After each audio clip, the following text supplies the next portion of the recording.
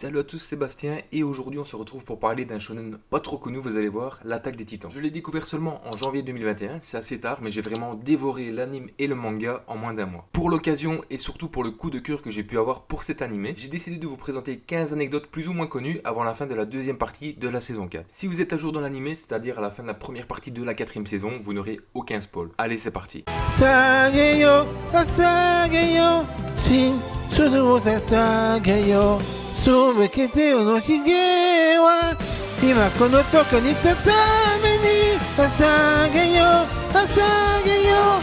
L'Attaque des Titans est née après une altercation dans un cybercafé. Hajime Isayama est le créateur de l'Attaque des Titans comme vous le savez tous, et ce dernier a eu l'idée de créatures humanoïdes et sanguinaires sur son ancien lieu de travail. Un jour, alors qu'il travaillait comme d'habitude dans un cybercafé, Isayama s'est fait agresser par un client Yves qui l'a pris par le col, le menaçant avec des mots incompréhensibles. C'est à la suite de cet événement qu'il a compris que les êtres humains pouvaient être aussi menaçants que terrifiants, à l'image des Titans. C'est ainsi qu'il a eu l'idée de l'Attaque des Titans. Jamais une altercation a été aussi bénéfique pour quelqu'un. Il n'est pas rare que des œuvres soient censurées. L'Attaque des Titans y a eu droit puisque l'anime a été interdit en Chine à partir de 2015, aux côtés d'autres fictions comme Death Note mais aussi Sailor Moon. Le gouvernement trouve ces animes beaucoup trop violents et considère qu'il s'agit d'un très mauvais exemple pour la jeunesse. Aucun site ne peut donc proposer ces contenus sous risque d'une amende. Il y a des séries qui s'inspirent d'histoires vraies et des animes qui trouvent leur source d'inspiration dans des lieux réels. C'est le cas de l'Attaque des Titans dont la ville où se trouve l'action est inspirée d'une ville allemande, Norlingen, aujourd'hui encore entourée de remparts. Comme vous le savez, dans l'anime, les personnages vivent en effet dans une cité entourée par des murs pour se protéger des créatures géantes, qui est donc inspirée de cette ville allemande. En plus de s'être inspirée d'une vraie ville allemande pour sa cité, l'Attaque des Titans reprend aussi les traits de vraies personnes pour certains titans spéciaux. Par exemple, celui d'Eren reprend en partie l'apparence du champion japonais de MMA Yusin Okami. Et pour le titan cuirassé, l'auteur Isayama a confirmé lui-même que son apparence s'inspire du catcheur et combattant UFC américo-canadien Brock Lesnar. Deux des personnages principaux sont basés sur les personnages du film Watchmen. Levi Ackerman est basé sur le personnage de Rorschach, pendant qu'Erwin Smith est basé sur le personnage d'Ozymandias. Dans le préquel du manga, le personnage de Sacha devait mourir aux alentours du tome 9. L'éditeur pleura si fort que Isayama reconsidéra la position du personnage de Sacha. Le personnage préféré de Isayama est Jean. Il explique qu'il admire la capacité qu'a Jean de dire exactement ce qu'il a dans la tête, même si cela peut être inconfortant pour les autres. Le nom Mikasa provient d'une bataille gagnée par la marine impériale japonaise face à l'armée russe en 1898. Isayama pensait qu'un manga avec une héroïne portant le nom d'une bataille serait populaire, et il avait bien raison. Le nom Eren signifie saint ou personne sainte en turc, tandis que Jäger est un dérivé de l'allemand Jäger qui signifie chasseur. Anji Zoe prénomme les titans capturés Saune et Bean. Ces noms proviennent d'une famille écossaise dans l'Angleterre entre le XIIIe et le VIe siècle qui fut célèbre pour ses actes de cannibalisme. La famille Saune voulant dire écossais. Même si l'anecdote est sympa, les historiens remettent quand même en cause leur existence réelle. Le personnage de Mikasa a été référé dans le manga comme valant plus de 1000 soldats. Cette phrase a été tirée de Didyu Eiken, désolé pour la prononciation, un des romans historiques du Japon, post-Heian, qui fut utilisé pour décrire une femme samouraï célèbre, Tomo Gosen. Isayama a reçu des milliers de lettres de menaces de mort à cause du personnage de Dot Pixie, qui ressemble énormément à un général impérial japonais, Yoshifuru Ikayama, considéré comme père de la cavalerie moderne, principalement à cause de son activisme dans la guerre sino-coréenne de la fin du 19e siècle. Avant de proposer sa série à Kodensha, Isayama s'était d'abord entretenu avec le Shueisha qui lui avait proposé de changer son style de dessin pour être publié, ce qu'il refusa et ce fut l'une de ses meilleures idées quand on voit le style incroyable que l'anime propose. La traduction littérale de Shingeki no Kyojin est l'avancée des géants. C'est Isayama lui-même qui a choisi Attack on Titan, traduit par l'Attaque des Titans pour les noms anglicistes, parce que le titre faisait plus de sens selon lui. Si certains animes deviennent des comédies musicales, comme Naruto par exemple, d'autres se déclinent sous forme de parcs à thème. C'est le cas de l'Attaque des Titans qui s'est vu offrir un univers grandeur nature au parc Universal Studios du Japon. On pouvait se prendre en photo avec des titans et faire comme si l'on se faisait attraper par ces créatures. Les visiteurs avaient aussi l'occasion de découvrir le repas traditionnel du bataillon d'exploration, de quoi nous plonger complètement dans l'univers de l'anime. Malheureusement, le parc à thème a maintenant fermé ses portes. Voilà, c'est sur cette anecdote que se termine la vidéo. J'espère qu'elle vous aura donné envie de voir la fin de l'Attaque des Titans en anime. N'hésitez pas à mettre en commentaire des petites anecdotes qui pourraient m'intéresser. N'hésitez pas à liker, partager et vous abonner. Et je vous dis à la prochaine pour de nouvelles vidéos. Salut à tous.